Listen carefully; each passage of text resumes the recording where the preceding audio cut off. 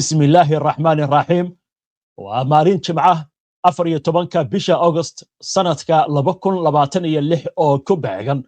كودا بشا ربيع الأول سنتك كن أفر بغلا فرتن يسيديد تاريخ الهجرية دا كسو دوادا مركله إيا برامجكي ورارك مانتا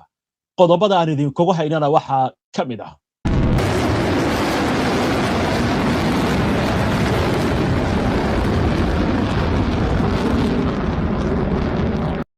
iyadoo xaaladda bariga dhexe ay u dhaxayso nabad iyo colaad isla markaasna cirka ay ku laran tahay xiisadda colaadeed ayaa diblomaasi Mareykan ah wuxuu si cad u sheegay in Iiraan ay isu diyaarisay dagaal waqti dheer qaata isla markaasna uu yahay kaarka dahabiga ah ee Mareykanka ay kaga hortagayso haddaba warbixin iyo falaqayn diblomaasi Amerikaan ah uu kaga hadlay xaaladdan amni siyaasadeed iyo diblomaasiyadeed ayaan idinkugu soo gudbinaynaa qaybta dambe ee barnaamijka wararka kalena waxaa ka mid ah Yemen dagaallo culus ayaa u dhaxeeya ciidamada dawladda iyo kuwa Xuutiyiinta ayaa ka soconaya Al-Jawf iyadoo kooxaha dawladda taabacsan ay sheeganayaan guul ay gaareen Kuuriyada Waqooyi oo soo saartay digniin culus maalmo ka hor dawlatuska wadajir ay u qabanayaan Mareykanka iyo Kuuriyada Koonfureed weerar culus oo duqeymo ah oo Ruushka iyo Ukraine isweydaarsadeen ayaa sababay dhimashada iyo dhaawaca dad ka badan 20 qof wasiirka arrimaha dibadda ee dalka Norway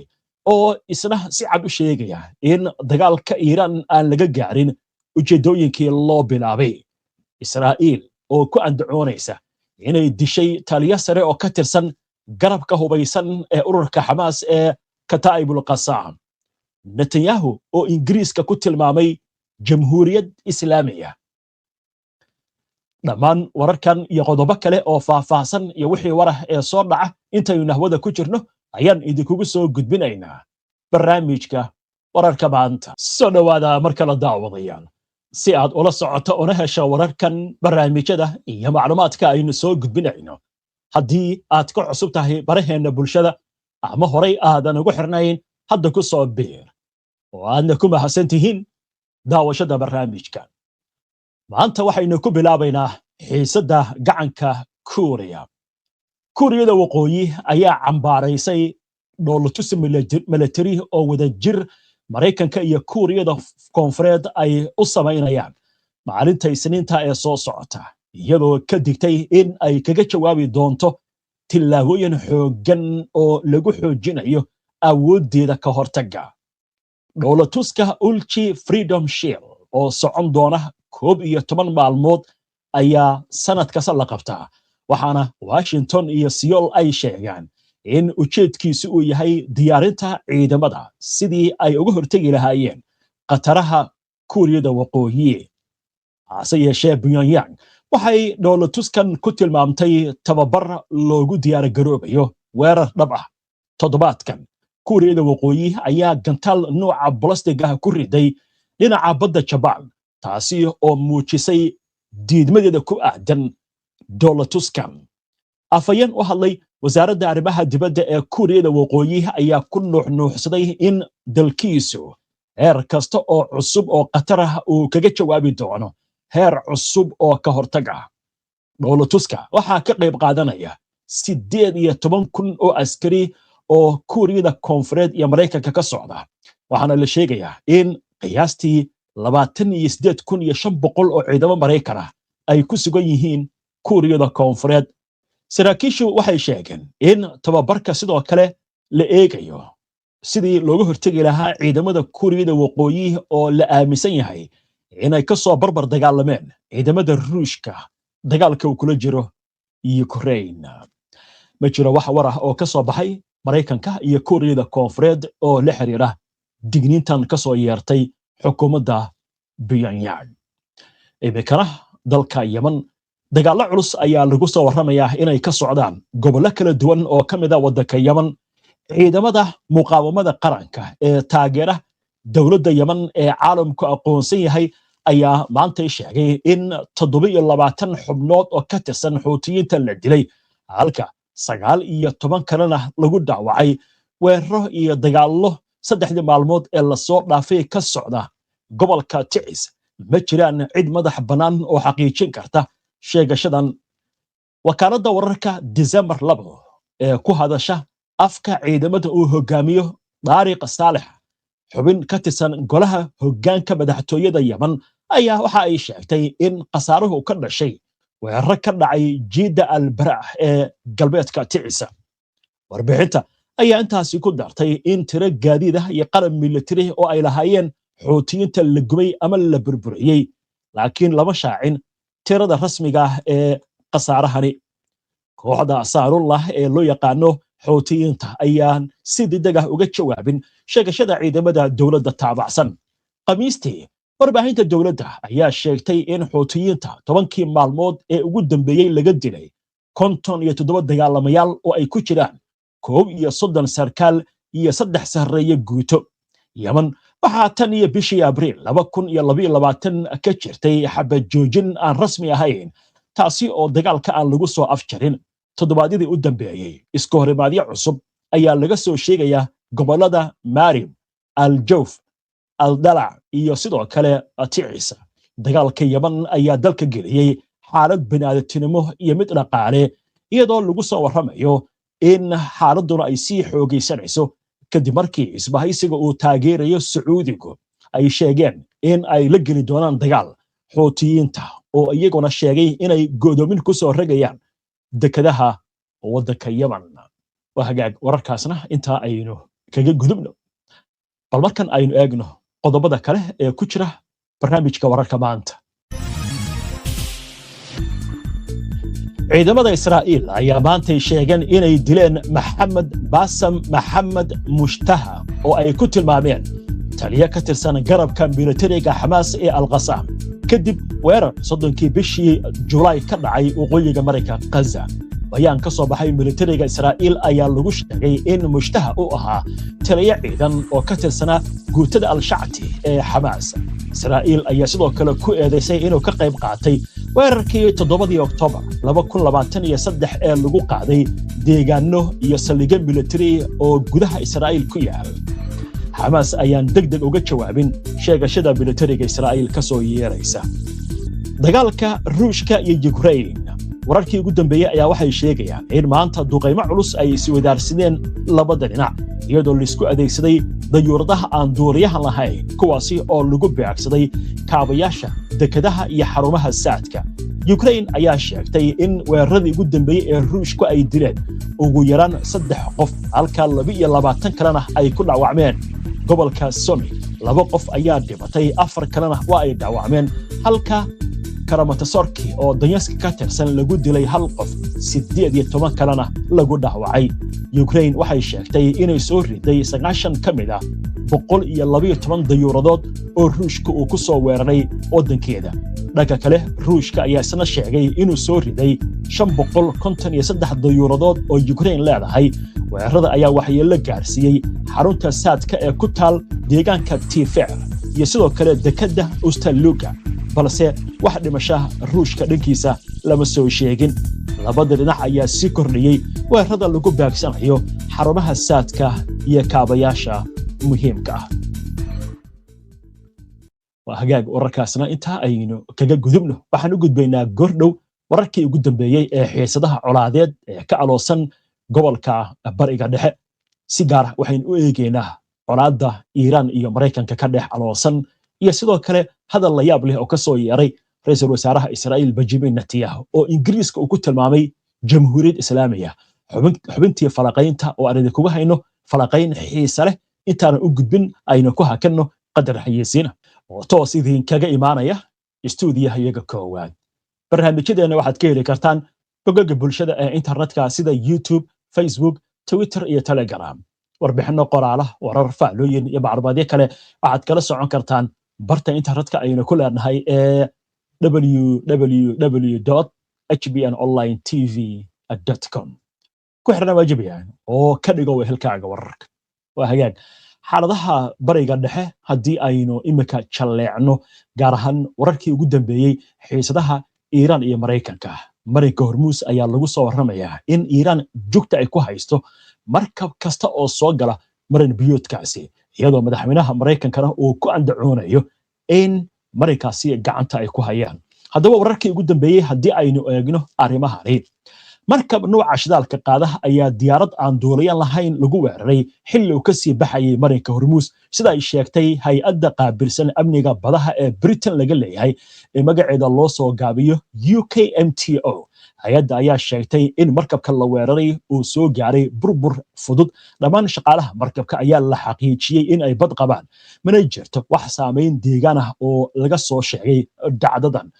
docda kale imaaraadka carabta ayaa Iiraan ku eedeeyay weerar lagu qaaday habeennimadii xalay laba markab oo xiriir la leh shirkadda shidaalka ee dawladda xilli ay gooshayeen marinka hormuus wasaaradda arrimaha dibadda ee imaaraadka ayaa cambaaraysay waxay ku tilmaamtay weerar gardarro oo Iiraan ay geysatay kaasi oo lagu beegsaday laba markab oo xiriir la leh shirkadda shidaalka qaranka Abu Dhabi ee magaceeda loo soo gaabiyo ADNOC dawladda imaaraadka waxay sheegtay inaan wax khasaaraha laga soo sheegin weerarka shirkadda ADNOC ayaa xaqiijisay in laba ka mid ah maraakiibteeda la weeraray xilli ay marayeen marin biyoodka hormuus habeenkii xalay iyadoo intaa ku dartay in xaaladda la xakameeyey sida ku warramayso wakaaladda wararka rasmiga ah ee imaaraadka carabta ee WAM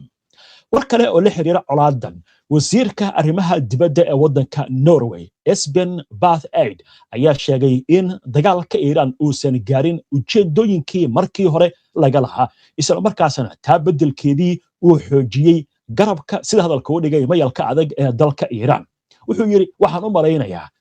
in aan si cad taariikhda ugu xusi doono in dagaalkan uusan gaarin midkoodna ujeedooyinkiisii bilowga laga lahaa isagoo la hadlayay telefishinka Al Jazeera ayaa waxa intaa uu ku daray waa sida dalku u dhigaya garabka mayalka adag ee Iiraan dagaalku inuu xoojiyay halkii uu wiiqi lahaa Eid ayaa waxa uu sheegay in Norway ay dagaalka ka soo horjeeday tan iyo bilowgiisii iyadoo ku tilmaamtay mid aan caqli xambaarsaneyn sidoo kalena aan waafaqsaneyn qawaaniinta caalamiga waxa uu sheegay wasiirku in mowqifkaasi hadda ay wadaagaan dhinacyo badan wasiirka arrimaha dibadda ee dalka Norway ayaa waxa kale oo uu tilmaamay carqaladaha ka jira marinka hormuus isagoo sheegaya in marin biyoodka uu furnaa ka hor intii Mareykanka iyo Israa'iil aysan weerarka ku qaadin Iiraan 28kii February kadibna Iiraan ay kaga jawaabtay duqeymo wuxuu yiri ugu yaraan waxaynu u baahannahay inaynu dib ugu noqono xaaladda sidii ay ahayd isla markaasna dib loo soo celiyo xorriyadda isu socodka maraakiibta waxaana wasiirku intaa uu ku daray inay hadda lama horaan tahay in dagaalka la soo afjaro dib la noo furo marinka hormuus isagoo intaa ku daray waxaan u malaynayaa intaa la samayn karo dhanka Israa'iil ra'iisul wasaaraha Israa'iil Benjamin Netanyahu ayaa wasiirka u dhigaya Britain wuxuu ku tilmaamay jamhuuriyad islaamiya xilli waraysi uu siiyey idaacadda ciidamada Israa'iil Netanyahu ayaa mar la weydiiyey haddii Yurub inteeda badan aysan durba sidaasi noqon Netanyahu wuxuu ku jawaabay isagoo sida ka muuqata ula jeeda bulshooyinka muslimiinta ee ku nool wadamada Yurub iyo mowqifyada sii kordhaya ee dhaliisha xambaarsan ee dawladaha Yurub qaarkood sanadihii dambe ay u jeedinayeen Israa'iil Netanyahu ayaa waxa uu ku andacooday jamhuuriyadda islaamiga ee Britain waxay noqon doontaa jamhuuriyadda islaamiga ahayd ee ugu horeysay ee haysata hub nuclear Netanyahu ayaa mar kale yiri waxaan laakiin hubin doonaa mid kale inuusan jirin oo Iiraan ah inkastoo la ogsoon yahay Pakistan inay tahay dawlad islaamiya oo haysata hubka nuclearka haddana ra'iisul wasaaraha Israa'iil ayaa ku duray Britain inay noqon karto dawlad islaamiya oo ku hubaysan hubka nuclearka arrintan ayaa waxa lagu macnaynayaa inay la xiriirto hadallada ka soo yeeraya siyaasiyiin badan oo waddanka Britain ka xisbiyada ka tirsan iyo dadka shacabka in badan oo kamid ah oo barnaamijyo Israa'iil kaga soo horjeedaan dagaalka ay ka wada Mareykanka Gaza iyo daanta galbeed imika dhiga ma jiro war rasmi ah ka soo baxay dawladda Ingiriiska oo la xiriira hadallada Netanyahu uu ku tilmaamayo Ingiriiska inuu noqday jamhuuriyad islaamiya waa si hadalka uu dhigay hagaag haatan waxaynu soo gaarnay xubintii falaaqaynta oo aynu aalaba ku soo qaadano macluumaadka iyo xogaha ay bixiyaan qobrada arrimaha militariga istiraatiijiyadda ciidanka dagaalka kuwa arrimaha diblomaasiyadda sirdoonka iyo siyaasadda sidoo kale xubintan waxaynu ku garfaynaa waxyaabaha waaweyn ee warbaahintu ay qorto ama ay baahiso. xubintan maanta waxaynu ku soo qaadanaynaa ma dhab ah in Iiraan ay isku diyaarisay dagaal waqti dheer socda, isla markaasna arrinkaasi uu yahay kaarka dahabiga ee ay kaga hortagayso Maraykanka. si gaar ah xubintan waxaa uga hadlaya nin duulimaasi ah oo Maraykan ah oo macluumaad xiisa badan soo bandhigaya. aynu eegno macluumaadkaas qabiirkan uu soo bandhigay. diblomasigii hore ee arrimaha dibadda ee Maraykanka Alan Eyre ayaa waxa uu sheegay in Iiraan ay isku diyaarinayso iska horimaad muddo dheer ay la gasho Maraykanka iyo Israa'iil, isagoo xusay in hoggaanka cusub ee Iiraan uu dhaqaaqayo dhinacyada xoojinta xaaladaha heeganka dagaalka, iyadoo aysan jirin calaamad dhab ah oo muujinaysa in heshiis nabadeed ama xal nuclear laga gaari karo Tehran iyo Washington wadahadallada ay yeelan karaan. waraysi gaar ah oo uu siiyey telefishinka Al Jazeera ayaa Eyre waxa uu sharaxay in Iiraan aysan doonayn inay Maraykanka siiso fursad uu neefta ku soo ceshto, iyadoo dib loo furayo marinka Hormuus ama la aqbalayo xabad joojin dhammaystiran si aysan Washington muddadaasi xasiloonida uga faa'iideysan inay dib u habayso qorshaheeda, dabadeedna ay dib u bilowdo cadaadiska iyo dabagalka ka dhanka ah Tehran. waxa intaasi uu ku daray in maamulka Maraykanka ee hadda jira sida uu u qiyaasayo uusan lahayn awoodda rabitaanka uu ku galo wadaxaajoodyo nuclear oo dhab ah oo joogto ah oo lala yeesho Iiraan, isagoo sharaxay in hadafkiisa ugu weyn uu yahay inuu ka baxo xaaladda hadda jirta, ku dhawaaqo guul, dabadeedna horay u socdo, taas oo adkaynaysa in la gaaro heshiis muddo dheer ah. diblomasigii hore ee Maraykanka waxa uu xusay in xogayaha guud ee cusub ee golaha sare ee amniga qaranka Iiraan Muxsin Rizaa'i uu soo bandhigay liis dalabyo oo ka kooban wax ka yar kuwii dhowr maalmood ka hor uu soo jeediyey ninkii isaga xilkaasi ugu horreeyey Maxamed Baaqir Zulqadaar, balse weli dalabyadu aad bay u sarreeyaan ayuu yiri qabiirkan. dhinaca kale madaxweynaha Maraykanka Donald Trump ayaa isaguna soo bandhigay dalabyo Maraykanka dhankiisa ku aadan, taas oo macnaheedu uu yahay sida Eyre uu sheegay in labada dhinac ay weli ku tiirsan yihiin fariimo diblomaasiyadeed oo dadweynaha loo jeedinayo iyo hadallo cad adag, iyadoo ilaa hadda aysan jirin wax wada xaajood dhab ah oo macno leh. Iiraan waxay isku diyaarinaysaa buu yiri inay ku sii jirto xaalad heegan dagaal, isagoo intaa ku daray in magacaabistii ciidanka Iiraan ee taliyaasha dhawaan la sameeyey oo ay weheliso magacaabista Muxsin Rizaa'i aysan ka dhignayn isbeddel lama filaan ah oo ku yimid istiraatiijiyadda Iiraan, balse ay xoojinayaan jihadii horay u jirtay kadib weerarkii Maraykanka iyo Israa'iil Iiraan ay ku qaadeen 28 February ee sanadkan. magacaabistan buu leeyahay qabiirku waxay ka turjumaysaa tillaabooyinka ugu horeeya ee hogaamiyaha sare ee cusub uu ku doonayo in uu dadka kalsooni ka muujiyo, isla markaasna ay kalsooni siiyaan xeerarka mas'uuliyadda leh, isla markaasna dib u habeeyo hay'adaha iyo jagooyinka si waafaqsan aragtidiisa. balse wuxuu leeyahay qabiirku taasi macnaheedu ma aha isbeddel aasaasi ah oo ku yimid jihada dhanka istiraatiijiyadda ee Iiraan. maxay Iiraan uga dhigan tahay marinka Hormuuz? diblomasigii hore ee Maraykanka wuxuu sheegay in hoggaanka cusub ee Iiraan uu hadiyey, isla markaasna rumaysan yahay in Maraykanka iyo Israa'iil ay sii wadi doonaan beegsiga Iiraan, isla markaasna aan nabad laga filayn daruufaha hadda jira. sidaas darteed Tehran wuxuu sheegay inay ku sii jirto xaalad diyaargarow dagaal. marka laga hadlayo marinka Hormuuz, Eyre wuxuu sheegay in uu jiro heshiis Cumaan iyo Iiraan u dhaxeeya oo ku saabsan habka loola macaamilayo marinka Hormuuz, balse Tehran ay shuruud ka dhigtay in Maraykanku uu qaado tillaabooyin gaar ah ka hor inta aan heshiiska la dhaqan gelin si kama dambaysa ama aan la ansixin. wuxuu carabka ku adkeeyey qabiirkani in dhibaatada sida uu qabo aysan u dhaxayn saldanadda Cumaan iyo Iiraan, isagoo tilmaamay in Iiraan ay ballaarisay gacanta howlgalka ay ku hayso marinka Hormuuz, isla markaasna ay jiraan dhowr sababood oo ka dambeeya ku dheganaanshahan mowqifkan oo ay ka mid yihiin ka hortagga istiraatiijiyadeed iyo sidoo kale suurtagalnimada in dhaqaale ahaan looga faa'iidaysto xakamaynta marinka. sababta ugu weyn ee Tehraan ugu adkaysanayso inay sii wado gacan ku haynta marinka ayaa waxa uu sheegay inay tahay sidii qalab ka hortag istiraatiijiyadeed oo looga hortegayo gardarro kasta oo mustaqbalka dhici karta. dib u furid qayb ahaan marinka ah. Ayr wuxuu sheegay in heshiiska marinka Hormuus ay u badan tahay inuu yahay xaaladda ugu wanaagsan ee suurtagalka ah ee maamulka Trump ku gaari karo daruufaha hadda jira, taas oo ah in marinka qayb ahaan dib loo furo iyadoo gacanta Iiraanna ay ku hayso qayb badan oo ka mid ah. wuxuu sheegay in dib loogu noqdo xaaladii hore ee qiyaastii 130 markab marinka ka gudbi jirtay ay u muuqato mid aan macquul ahayn xilligan, isagoo intaa ku daray in dib u furid qayb ahaan oo marinka ah iyadoo Iiraan ay gacanta ku hayso laga yaabo inay tahay waxa ugu badan ee lagu gaari karo marxaladda hadda jirta. dhinaca kale Ayr wuxuu si weyn meesha uga saaray suurtagalnimada wadaxaajoodyo dambe oo dhex mara Mareykanka iyo Iiraan si loo gaaro heshiis nuclear, ha ahaado mid ka wanaagsan, mid la mid ah ama xitaa ka hooseeya kii la gaaray xilligii madaxweynihii hore ee Mareykanka Barack Obama. diblomasigii hore ee Mareykanka wuxuu hadalkiisa ku soo gabagabeeyay isagoo sheegaya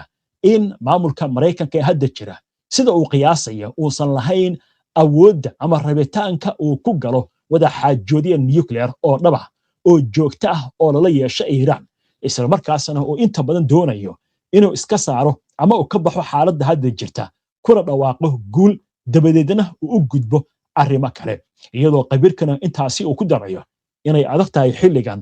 wada hadallo dhab ah oo Iiraan iyo Mareykanka dhex mara. ninka marka hadalkiisa maxaynu ka fahmi karnaa? waxaynu ka fahmi karnaa dhowr qodob oo muhiim ah. wuxuu leeyahay